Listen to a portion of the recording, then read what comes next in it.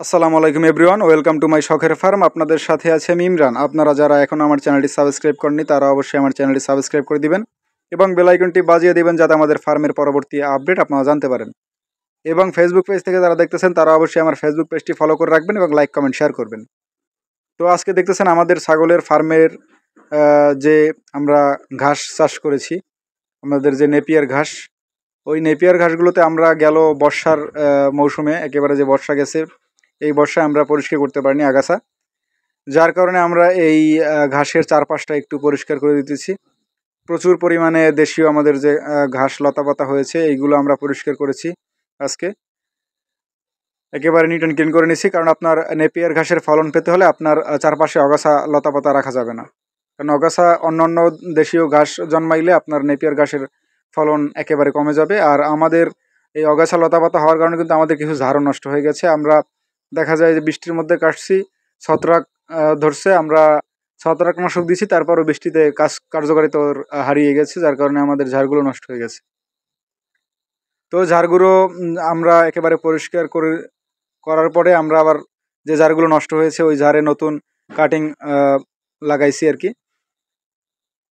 আর আমাদের এই জায়গায় কিন্তু ভালোই নেপিয়ার ঘাস ছিল, কিন্তু এই যে একবারে একটু ছোট থাকা অবস্থায় কাটার কারণে আমাদের এই ঘাসগুলো নষ্ট হয়েছে। আপনারা যদি নেপিয়ার ঘাস কাটেন অবশ্যই একটু পরিপক্ক করে নেবেন। পরিপক্ক বলতে মিনিমাম 40 থেকে 42 দিন। আপনার এর আগে দেখা যায় ফলন হয়তো বা ভালো হয়, ছাগল ওইটা ভালোও খায়, কিন্তু আপনার দেখা যায় কি ঝাড়টা নষ্ট হয়ে যাওয়ার সম্ভাবনা বেশি থাকে। আপনি যখন একটু ওর গোড়া একটু শক্ত হবে তখন আপনি যদি কাটেন তাইলে দেখা যায় একটু আপনার অল্প 1 ফিটের মতো যদি নাও খাইতে পারে, তারপরও আপনার অন্তপক্ষে ঝাড়টায় কোনো সমস্যা হবে না। এরপরে যদি ছত্রাকে ধরে, কারণ বৃষ্টির সময় বা অতিরিক্ত তীব্র খরায় ছত্রাকের ঝামেলাটা একটু নেপিয়ার ঘাসে থাকে। আর আমিও প্রচুর পরিমাণে ছত্রাকের ঝামেলাই আছি আর কি।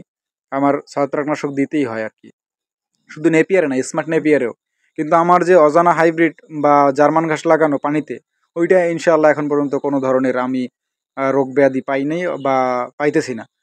হয়তো মাজরা পোকার আক্রমণটা মাঝে মাঝে একটু বাড়তে পারে, তাও দেখা যায় শীতকালে।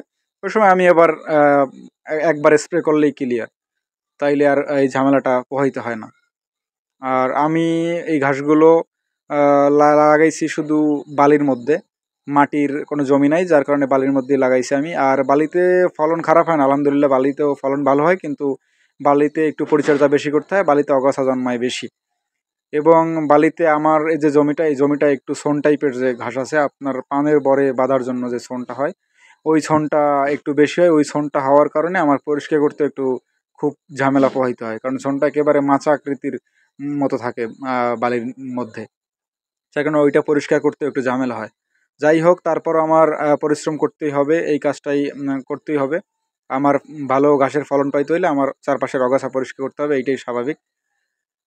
আর আমি সাধারণত এখন দেখা যায় যে নেপিয়ার ঘাসটা একটু বেশি দেই। আগাছা লতাপাতা একটু কমে গেছিল বর্ষার কারণে, আবার হয়তো বা সামনে বাড়বে, বর্ষা গেছে, এখন আবার হালকা হালকা বৃষ্টি হয়, এই কারণে দেখা যায় একটু আগাছা লতাপাতা আবার জন্মাইবে এবং আগাছা লতাপাতা গুলো সামনে দিতে পারবো। এখনও দিতে পারি কিন্তু কম। এখন আমি মূলত চাষের ঘাসের উপরে আর জার্মান ঘাস এবং নেপিয়ার ঘাসের উপরে আমি নির্ভরশীল আপাতত। আর আমাদের ছাগলগুলো নেপিয়ার ঘাসটাও যদি একটু ডগা নরম থাকে, দেখা যায় নরম বলতে একটু স্বাভাবিক থাকলেই হয়, তাইলেই খায়। আর স্মার্ট নেপিয়ারটা একটু ভালো খায়। আর আমাদের এই যে রাজহাঁসগুলো, আমরা কিছু রাজহাঁস বিক্রি করে দিচ্ছি আর এগুলো রেখে দিচ্ছি। আর আমাদের ছাগলগুলোকেও আজকে আমরা একেবারে দেশীয় যে ঘাস দিয়েছি। আমরা যে নেপিয়ার ঘাসের জমিটা পরিষ্কার করছি, ওই নেপিয়ার ঘাসের জমিতেই আর কি কিছু দেশীয় ঘাস হয়েছিল, ওই দেশীয় ঘাসগুলোই আমরা ছাগলকে খেতে দিয়েছি। আর ওরা এই দেশীয় ঘাসগুলো খুব পছন্দ করে। আমাদের যে কালু কিন্তু অনেক বড় হয়ে গেছে, এরপরে আমাদের প্রত্যেকটা ছাগলই তৃপ্তি সহকারে খায়। আর আলহামদুলিল্লাহ আমার ছাগলের কিন্তু কখনোই রুচিতে সমস্যা হয় না, কারণ আমি নিয়মিত কৃমির ঔষধটা খাওয়াই এবং মাসে একবার 1 সপ্তাহ ব্যাপী আমি জিঙ্ক করানোর চেষ্টা করি প্রত্যেক মাসে। দেখা যায় এতে ওদের রুচির কখনোই আর কি খারাপ রুচি হয় না, সবসময় ভালো অবস্থায় থাকে রুচির, এই আর কি। আর আমাদের এই লালও কিন্তু প্রেগনেন্ট। আর এই যে আমাদের কালো বড় ছাগলটা, ওটা প্রেগনেন্ট। এই পাশের দুইটা একবার হিটার ছিল। আর আমাদের পাঠাও কিন্তু এখন মোটামুটি পাঠা দিয়েই প্রজনন করানো যায় আর কি।